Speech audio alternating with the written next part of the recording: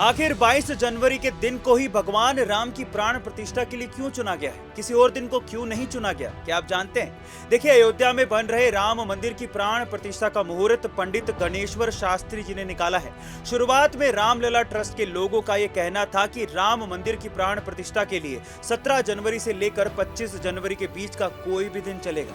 ऐसे में जब पंडित गणेश्वर जी ने पंचांग में देखा तो उन्होंने पता लगाया कि 22 जनवरी का दिन अग्निबाण, मृत्युबाण, चोरवान और नृपवान से दोष मुक्त है। इसलिए उन्होंने 22 जनवरी को दोपहर 12:29:08 से लेकर 12:30:32 के बीच का शुभ मुहूर्त निकाला है। इसके अलावा स्वार्थ सिद्धि योग, अमृत सिद्धि योग और रवि योग जैसे शुभ योग भी 22 जनवरी के दिन ही हैं। और तो और इसी दिन मृगशीरा नक्षत्र और अभिजीत मुहूर्त भी रहेगा, जो काफी शुभ माना जाता है। और इन सभी वजहों से 22 जनवरी के दिन को भगवान राम के प्राण प्रतिष्ठा के लिए चुना गया है। तो गाइस, इस फैक्ट को जानने के बाद कमेंट सेक्शन में जरूर लिखिएगा जय श्री राम। क्या चीन पोर्ट्स और कॉरिडोर बना के भारत को चारों तरफ से घेर रहा है? मैं ऐसा क्यों कह रहा हूँ? देखिए, चीन ने सबसे पहले पाकिस्तान के ग्वादर पोर्ट में अपना मिलिट्री बेस बनाया, फिर श्रीलंका के हम्बनटोटा पोर्ट को 99 साल की लीज पर लेके वहां पर भी अपने पैर पसार रहा है। उधर बांग्लादेश के तटीय सीमा पर चीन ने कोक्स बाजार में सबमरीन बेस बना रखा है और अब सी पैक कॉरिडोर बना के चीन से सीधे पाकिस्तान, उधर ग्वादर पोर्ट से हम्बनटोटा पोर्ट, वहां से कोक्स बाजार तक चीन अपनी पकड़ बना रहा है। रही बात म्यांमार की, तो वहां पर तख्ता पलट हो चुका है, जिसकी वजह से वहां पर प्रो चाइनीज मिलिट्री शासन आ चुका है और ऊपर से तिब्बत का पठार तो चीन का है ही। यानी भारत लगभग चीन के इस स्ट्रिंग ऑफ पर्ल्स स्ट्रेटेजी में फंस चुका है। पर चिंता मत कीजिए, चीन की इस स्ट्रिंग ऑफ पर्ल्स स्ट्रेटेजी को तोड़ने के लिए Bharat already necklace of diamond strategy अपना रहा है, जिससे अब भारत ईरान के चाबहार पोर्ट, ओमान के डुकम पोर्ट, शेल्स आइलैंड, इंडोनेशिया के सबंग पोर्ट और वियतनाम और जापान से होते हुए मंगोलिया तक चीन को घेरने वाला है। और इमरजेंसी में अगर चीन ने ची चा चू चप्पड़ करने की कोशिश करी तो सूद समेत उसे लपड़ मिलेगा,